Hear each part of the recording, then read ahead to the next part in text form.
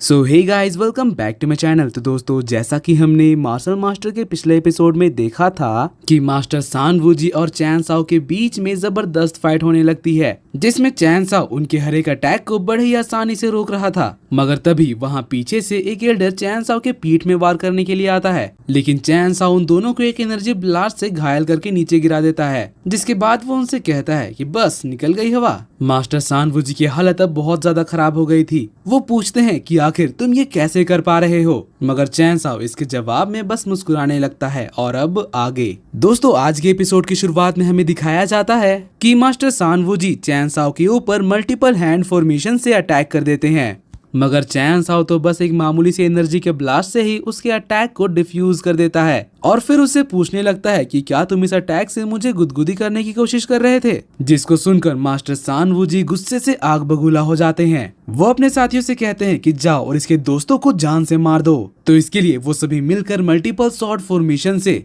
Girls के ऊपर attack कर देते हैं और फिर उन्हें घेर कर तेजी से उनको मारने के लिए बढ़ते हैं। तभी जीरयू स्पिरिट शॉट फॉर्मेशन का इस्तेमाल करके एक बैरियर बनाती है, जिससे एक पावरफुल एनर्जी का ब्लास्ट होता है जो कि उनके शॉट फॉर्मेशन को डिस्ट्रॉय कर देता है और साथ ही इस धमाके से एल्डर्स को भी चोट पहुंचती है। तो फिर एक एल्डर दोबारा से उनके ऊपर अटैक करने के लिए मल्टीपल शॉट टेक्निक का इस्तेमाल करता है, लेकिन उसके अटैक जीरयू के बैरियर पर खरोच तक नहीं कर पाते। इसलिए फिर वो लोग अपने अटैक की पावर को बढ़ा देते हैं, मगर इससे भी कुछ खास फायदा नहीं होता। जीरयू और क्विंसी इस मौके का फायदा उठाकर उनके ऊपर एक स्नीक अटैक करती है, जिसको रोकने में एल्डर्स की हालत खराब हो जाती है। मोटा एल्डर तो कहने लगता है कि आखिर ये कैसे पॉसिबल हो सकता है और फिर दोबारा से सब शील्ड को तोड़ने में लग जाते हैं। तभी चैन सीसी कहती है कि तुम लोगों के पावर लेवल्स को देखकर तो मुझे हंसी आ रही है, और फिर आगे बढ़कर अपना इल्यूजन मैजिक करती है, जिसके असर से वो सभी लोग हेलुसिनेट करने लगते हैं। उन्हें अपने सामने चैन सीसी नजर आने लगती है जो कि उन्हें बुला रही है, इसीलिए वो लोग जाकर एक दूसरे से ही चिपक जाते हैं। मास्टर सान वूजी तो ये देखकर कहने लगते हैं कि आखिर अब ये क्या हो रहा है। वो कहते हैं कि तुम लोग जल्दी से जाग जाओ,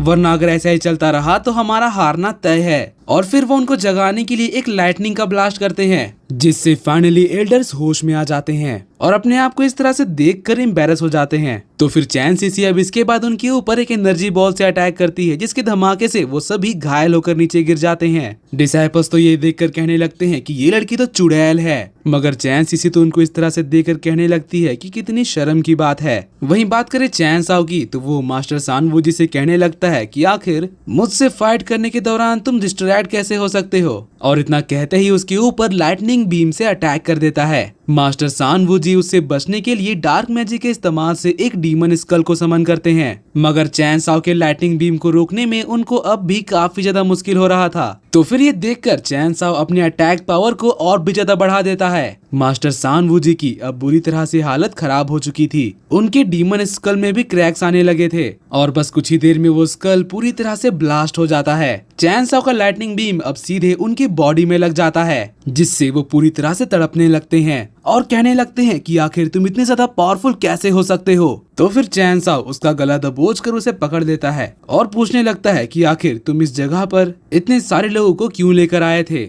आखिर इसके पीछे तुम्हारा मकसद क्या था। तो मास्टर सान वूजी कहने लगता है कि मैं तुम्हें कुछ भी नहीं बताने वाला, चाहे तुम मुझे जान से ही मार दो, मगर मैं तुम्हें कोई इन्फॉर्मेशन नहीं दूंगा। पीछे उसके साथ ये चीज देखकर कहने लगते हैं कि अभी उन्हें जाने दो, और फिर एक साथ मिलकर चैन साओ के ऊपर अटैक कर देते हैं। मगर तभी उनके सामने रेड डीमन आ जाता है और कहता है कि जरा मैं भी तो तुम्हारे साथ खेल लूं।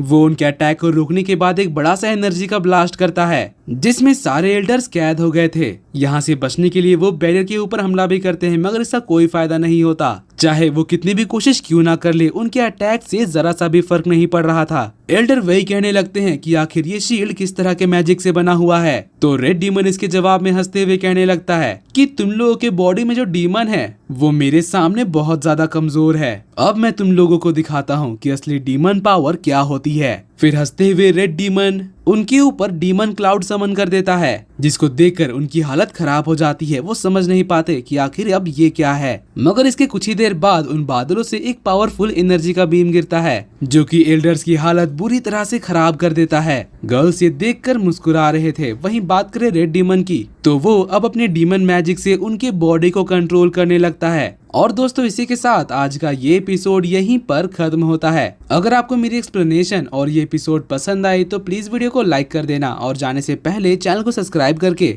बेल नोटिफिकेशन भी ऑन कर लेना, ताकि जैसे ही इसका नेक्स्ट एपिसोड आए तो आपको सबसे पहले पता चल जाए। तो मिलते हैं आपसे अगली वीडियो में, तब तक के लिए bye bye, be happy, be safe and thanks for watching.